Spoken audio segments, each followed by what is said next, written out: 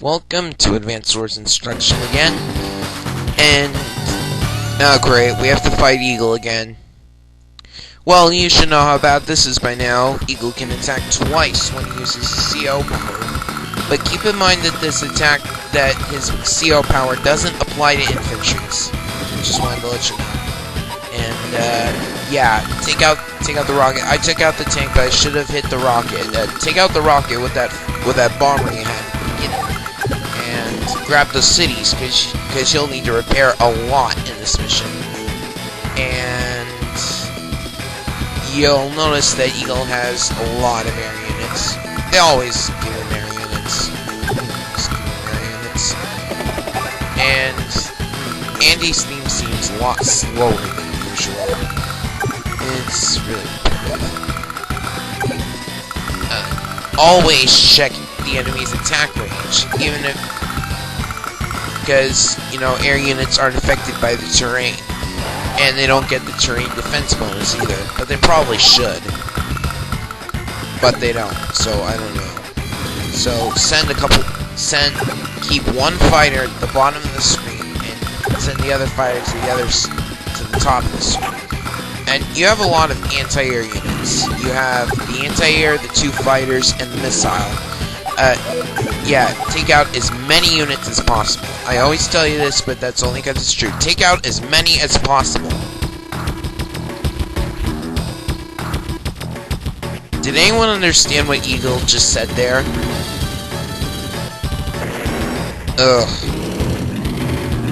Now, one thing you might not have noticed by now is that when you attack an anti-air with a bomber, the bomber goes first.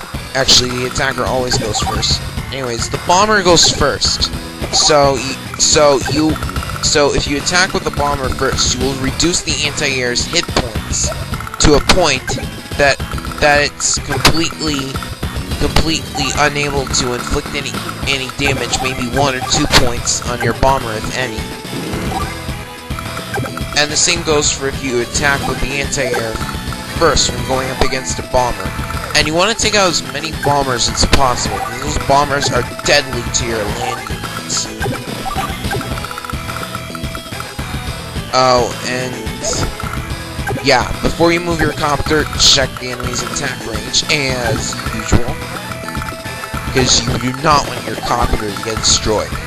Later on, I cut it out because it was tedious, but later on you'll see that my infantry was running up to the HQ. I had to continuously move, end my turn, move, end my turn, move, end my turn, until I got all the way up there.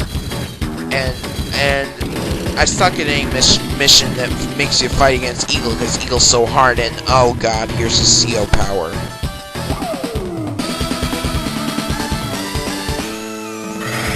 Yeah.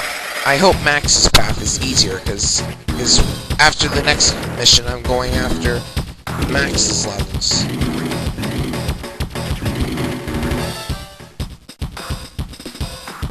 Oh yeah, and one little thing about using your CO power.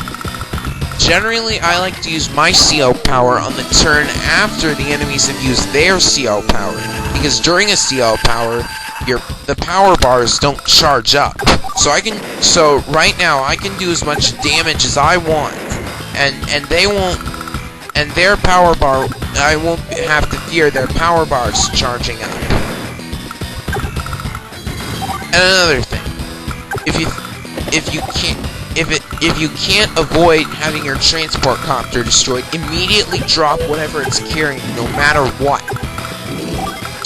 Do this with any transport unit. Oh, and let's see. Anyways, like I mentioned earlier, there was a part where I had to move the infantry and my turn, move the infantry and my turn, and I cut that out because it would probably be tedious, right? Raise your hand if you think it would be tedious. 1, 2, 3, 4. Let's see. 2 trillion people think it would be tedious.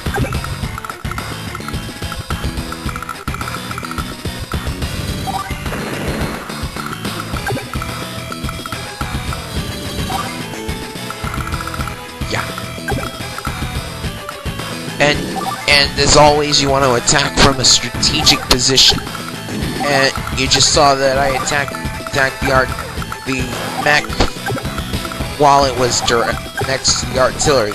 That's to ensure that my anti-air doesn't get shot by the artillery, or maybe attacked by the mech if I had attacked the artillery instead.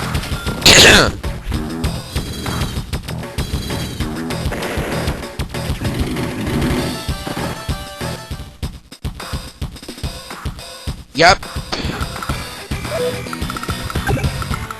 One can only fear what Hard Campaign has in store for me, and I haven't beaten Hard Campaign yet, so you won't see videos of that anytime soon. Yeah, and by this time, all my transports got destroyed, which is good. Ugh. One of the worst things about air units is that if you put them in a position that is surrounded by 4 sea tiles, then your ground units can't attack them, because, well, your ground units can't stand on a sea tile, and for anti-airs you need to be standing next to the air unit. And while I could just use missiles, oops, the missile's gone. Oh, there it is. But it takes too long to get all the way down there.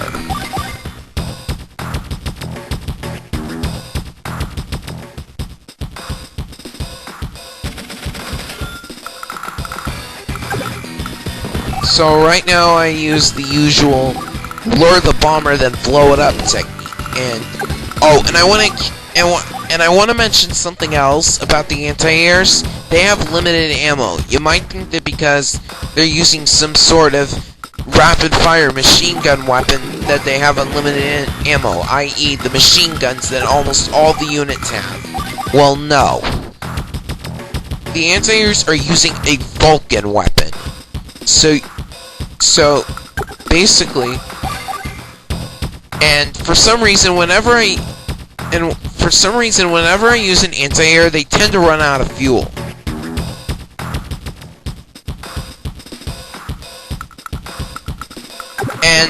And if you lose all your infantry in this level, just keep ending your turn until the fighter crashes, because it will run out of fuel and crash eventually. Eventually, you win. And I want some answers from this guy. What do they know that I don't?